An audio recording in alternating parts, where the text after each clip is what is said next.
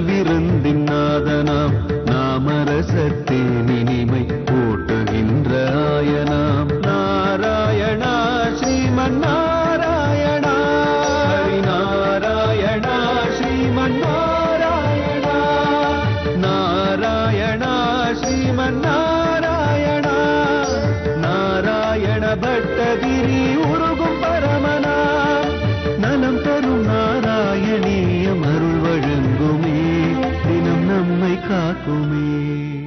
சூர்யஸ்பர்த்தி கிரீடமுர்த்வதிலக प्रोत्पासी बालांतरम कारुण्याकुलनेत्रमद्रगसितोल लासं सुनासः पुटं गण्डोद्यन मकरापकुण्डलयुकं गण्डोज्ज्वलत्कौस्तुभं तोत्रूपं वनमाल्यकारपटल श्रीवत्सदीप्रं भजे.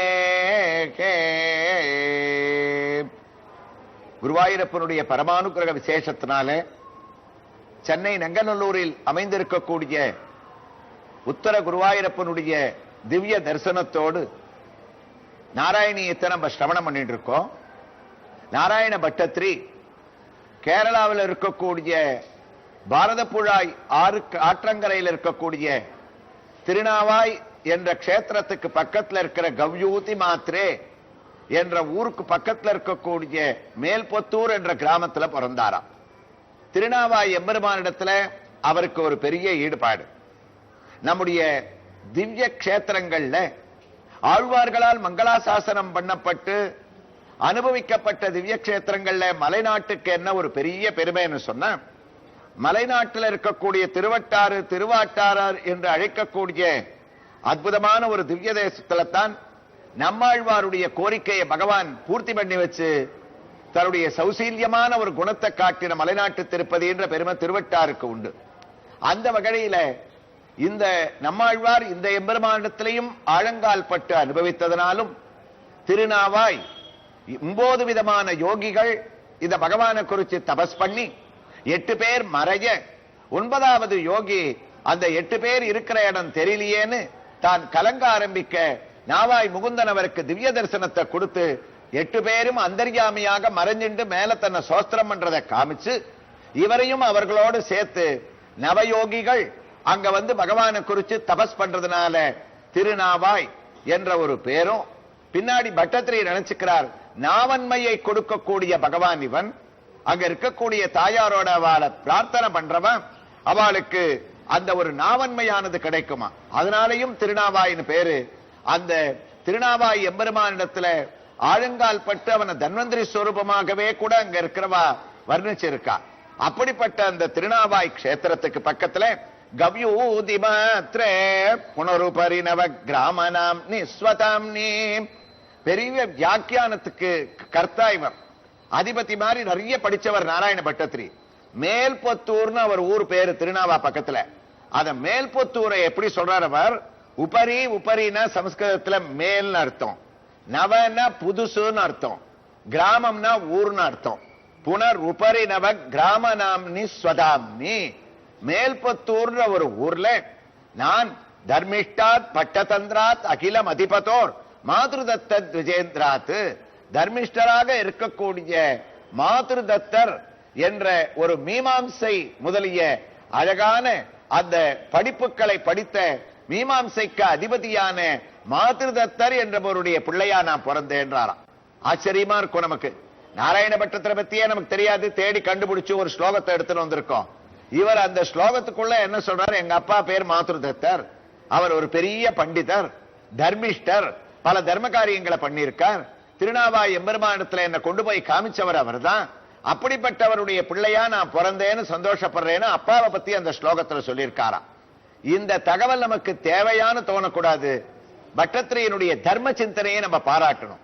ஏன்னா நம்ம முதல்ல வணங்க தகுந்தவர்கள் யாருன்னா, நம்ம வாழ்க்கையில எந்த சூழ்நிலையில எந்த சுகத்திலையும் எந்த கஷ்டத்திலையும் நாம மறக்க கூடாதவர்கள் மாத்ருதேவோ பவ பித்ருதேவோ பவான்னு தாயாரும் தகப்பனாரும் நமக்கு முன்னறி தெய்வம்னு மகான்கள் சொல்லியிருக்கா. அந்த விதத்துல தகப்பனார் எப்பவுமே தான் சுகமா இருக்கச்சே கூட, சார் எங்க அப்பா என்ன படிக்க வச்சார், இன்னைக்கு இந்த ஒரு கம்பெனில நான் 50,000 ரூபாய் வாங்குறேன்னா எங்க அப்பாவை நினைச்சுக்கணும் சார், அவர் ஒரு ஸ்கூல் வாத்தியாரா 50 ரூபாய் சம்பளத்துக்கு கஷ்டப்பட்டு என்ன படிக்க வச்சிருக்கார். இன்னைக்கு நான் அமெரிக்காவுக்கு வந்திருக்கேன்னா அதுக்கு எத்தனை பேர் அலைஞ்சு எத்தனை பேங்க்ல டெபாசிட் பண்ணி எவ்வளவு கஷ்டப்பட்டு என்ன அனுப்புறதுக்கு மனசு இல்லாம அனுப்ப வச்சார் சார் அப்படின்னு எந்த சூழ்நிலையிலையும் ஒரு தகப்பனாரையும் தாயாரையும் ஒரு புத்திரன் நினைக்க மறந்தாலோ அவருடைய ஆசீர்வாதத்தை வாங்க மறந்தாலோ அது வாழ்க்கையில் அவனை உயர்த்துவதாக அமையாதான். தாயார் தகப்பனார் முக்கியம். ஆனா இங்க த்விஜேந்திராத்துனர், அதாவது ஒரு தகப்பனாருக்கு இன்னொரு பெருமை என்னன்னா அம்மாவுக்கு பெற்றெடுக்கக்கூடிய பெருமை. தகப்பனார் அந்த உபநயனம்ன்ற பூணல் சம்ஸ்காரத்தை மறத்து அழகாக நடத்தி அந்த தகப்பனார் 2வது ஜென்மத்தை இவனுக்கு கொடுக்கிறாராம். அப்படிப்பட்ட உத்தமமான மாதிருதத்தர் என்பவரை எனக்கு அப்பாவாக கொண்டு அவள்லாம் என்ன தொட்டில்ல போட்டு அந்த அழகான திருநாவாய் பக்கத்துல இருக்கக்கூடிய மேல்பத்தூர்ல ஜாதோ நாராயணக்யோ நிரவகத துலம் தேவ நாராயணக்யோ நாராயண பட்டத்திரின்னு நாராயணன் தக்க எனக்கு பிரீத்தி. நாராயணனுடைய கோயிலுக்கு தினமும் நான் போயிட்டு இருக்கேன். அதே திருநாவாயில ஒரு பக்கம் பிரம்மா ஒரு பக்கம் சிவக்ஷேத்திரம் இருக்கு. 3 கோயிலுக்கு இவர் தினமும் போயிட்டு வருவார். இருந்தாலும் இந்த எம்பெருமானிடத்துல இவருக்கு ஈடுபாடு இருந்ததுனால இவருக்கு நாராயணன் திருநாமம் பண்ணலாம். அதனாலதான் நாராயணியத்தை முடிக்கச்சே கூட சொல்ல போறார், துவேதா நாராயணீயம். எனக்கு நாராயண பட்டத்திரின்னு பேரு. இங்க உட்கார்ந்து கேட்ட குருவாயூரப்பன் நாராயணன், நாராயணன் சொல்லி நாராயணன் கேட்டதால் இதற்கு நாராயணீயம்னு பேருன்னு கடைசி நாள் முடிக்கச்சே தன்னுடைய கதையை இங்க முதல் ஸ்லோகத்துல தான் அந்த காவியத்தை எழுதும் போது குறிப்பிட்டவர் கடைசியில தன்னுடைய சரித்திரத்துல தன்னுடைய பேரை மறுபடியும் நாராயணியத்திலையும் ஞாபகப்படுத்திக்கிறாராம். இந்த ஸ்லோகத்தை சொன்னது பிரக்ரியா சர்வஸ்வம்ன்ற ஒரு கிராமர் புக்ல நாராயணியத்துல மறுபடியும் ஞாபகப்படுத்திக்கிறார்.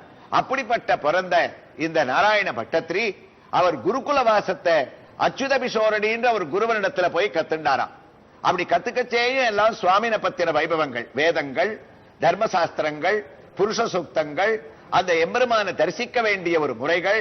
இந்த உத்தர குருவாயூரப்பனுடைய திவ்ய சன்னதியில நம்ம ஆனந்தமாக இந்த ஒரு அபிஷேகங்களை தரிசனம் பண்ணமே, அவனுக்கு அந்த குளிர கடாட்சிக்க கூடிய அளவுக்கு குருவாயூர்ல எப்படி அங்க பூஜைகள்லாம் நடக்கிறதோ, குருவாயூர்ல சுவாமி எத்தனை ஒசரமோ, குருவாயூர்ல எந்த கருணா கடாட்சத்தோட பகவான் நமக்கு சேவை சாதிக்கிறானோ அதே போன்று இந்த ஒரு கோயில்ல அங்க நடப்பது போலே பாலபிஷேகம், பஞ்சாமிர்த அபிஷேகம்.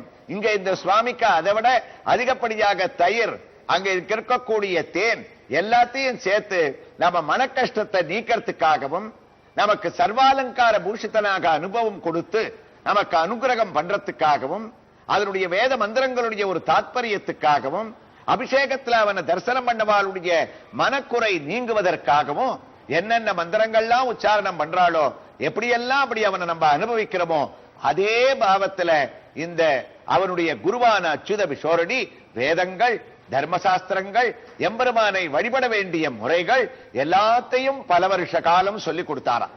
ஒரு நாள் பட்டத்திரிக்கு குருகுலவாசம் முடிஞ்சு போயிடுது.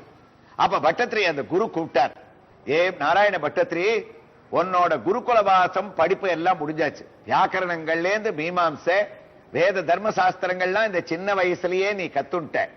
அதனால நாளையிலேருந்து நீ உன்னுடைய வீட்டுக்கு போகலாம். கிரகத்துக்கு போய் கிரகஸ்தாசிரமத்துல ஈடுபட்டுடும். அதாவது ஒரு கல்யாணம் பண்ணிட்டு நல்ல பொண்ணா பார்த்து நீ உன்னுடைய குடும்ப காரியங்களை கவனிச்சு தேவதைகளை திருப்திப்படுத்தி கோயில்களுக்கு போய் பகவானுக்கு பண்ண வேண்டிய ஆராதனைகளை பண்ணி என்னென்ன பாடங்கள் பக்தி முறைகள்லாம் நீ என்கிட்ட கத்துண்டியோ அதெல்லாம் அனுஷ்டானத்துல நடைமுறையில நீ அனுபவிக்கலாம்னு சொல்லி அவரை கிளப்பினாராம். உடனே பட்டத்திரி என்ன பண்ணார், குருவை நமஸ்காரம் பண்ணார். யாரு அங்க இருக்கக்கூடிய அந்த அச்சுத பிஷோரடிக்கு ஒரே ஒரு வரம் எனக்கு கொடுக்கணும். பல ஆண்டுகளாக நீங்க எனக்கு சிரமப்பட்டு பாடங்களை சொல்லி கொடுத்திருக்கேன். அதனால உங்களுக்கு ஏதாவது நான் ஒரு தட்சணை கொடுக்க வேண்டாமா? என்ன தட்சணை கொடுக்கணும்னு சொன்னா கொடுத்துட்டு நான் கிளம்பிடுவேன். குரு சிரிச்சாராம்.